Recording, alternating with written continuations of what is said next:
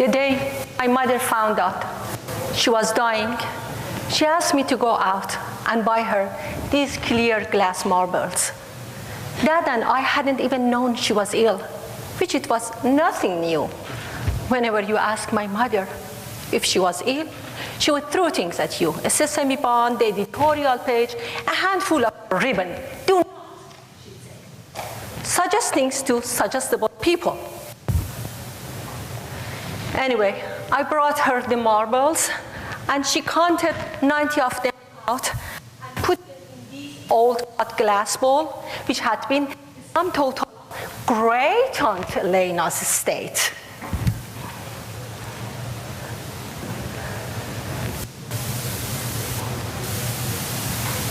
Apparently, the doctor had given her 3 months, and she set great store by doctors.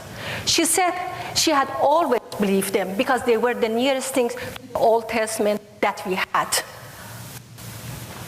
She said, I will give you 2 beats for these young smiley guys. I go for a good stern-throat physician. She wouldn't even have her teeth cleaned by a dentist under 50. So she counted 90 of these clear glass marbles, and then she set them in the bowl on her bedside table, and then she went out and spent $1,200 on nightgowns. She said, in my family, you are only dying when you take to your bed, and that is where I'm going. And she did. We hashed it around. That's it. She couldn't possibly be dying, but the doctor convinced him. I told her, it seemed a little medieval to lay in a state up there, but she said she doesn't want to be distracted from what she loved, us, and what she wanted to maul. And she said, there was nothing outside except supermarkets, dry cleaners, and drugstores. And that, given her situation, they were beneath her dignity. I asked her what she intended to do up there. And she said, study French, visit with us, generally maul, or maybe call a few pals. Study French. She said she had made a pledge to herself years ago that she would die bilingual. That I cried a lot, but she didn't. He was fun to cry with. From then on, the doctor had to come to see her because, as she put it, she came in with a house call, and she was going out with a house call. And all day, every day, she would hold one of these marbles in her hands. Why? She said it makes the day longer. Mother had her own bedroom. It was the way, as always was, for as long as I can remember. She called my father that trasher. That could really get into a nightmare. Apparently early on in their marriage, he flipped over and broken her nose, and that was its separate bed. Her room was very spare, really. Wooden floor, an old steel and brass bed, oak dresser, the bedside table, and don't ask me why, a hat rack. No pictures on the wall.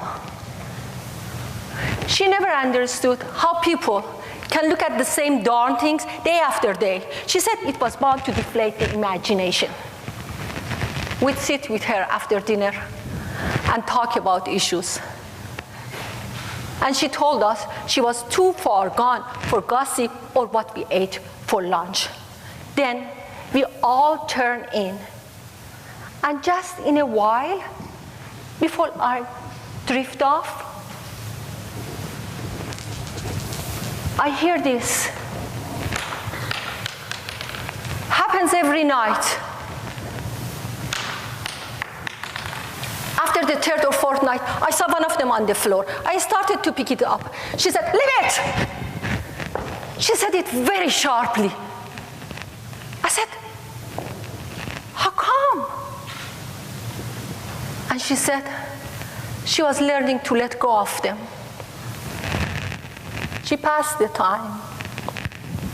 There was things she wanted. She wrote down a list of children's books from her own childhood, and we got them as many as we could find them from the library. She said they were still the only good book she ever read. She wrote notes to, I don't know how many, maybe 60 or 70 people, and they told us later on that day that they were sort of little formal goodbyes, each of them recalling some incident or shared something, but nothing significant. But the odd thing was she included a recipe in each one of them, a recipe in every one of them. We took out a big cookie tin full of snapshots. However, it never became a scrapbook. She liked that. Then she showed my father how to do the medical insurance and how she handled the accounts. We went through her jewelry. Then she wrote down the name of the roofers, plumbers, and air conditioning people, and she called it wrapping it up. "Well, this is good," she said. "I am wrapping it up."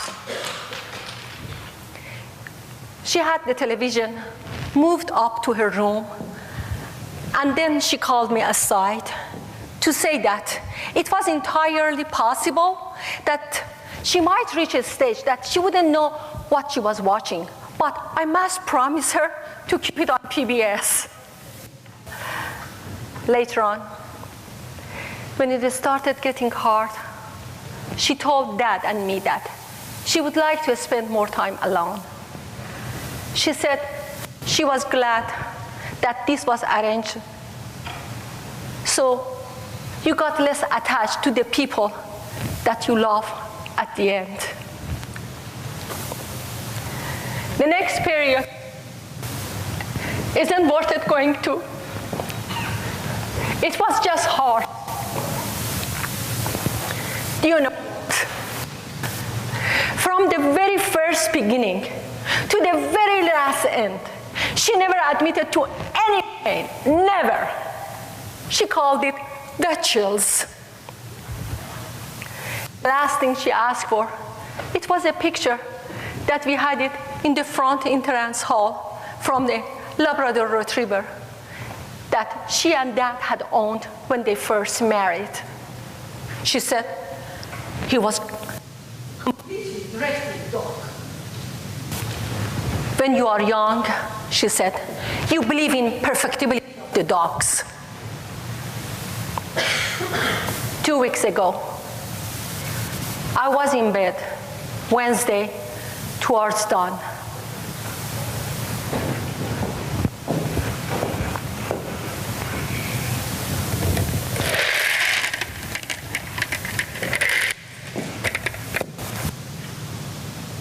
Wendy's.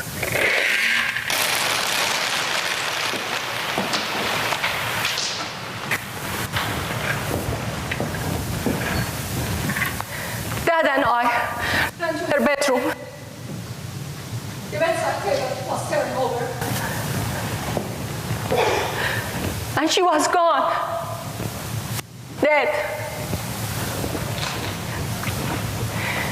When the medical emergency people, they got there, they found this. The rest is spilled over. When the table fell, I keep it. I keep it in my hand all day. It makes the day longer.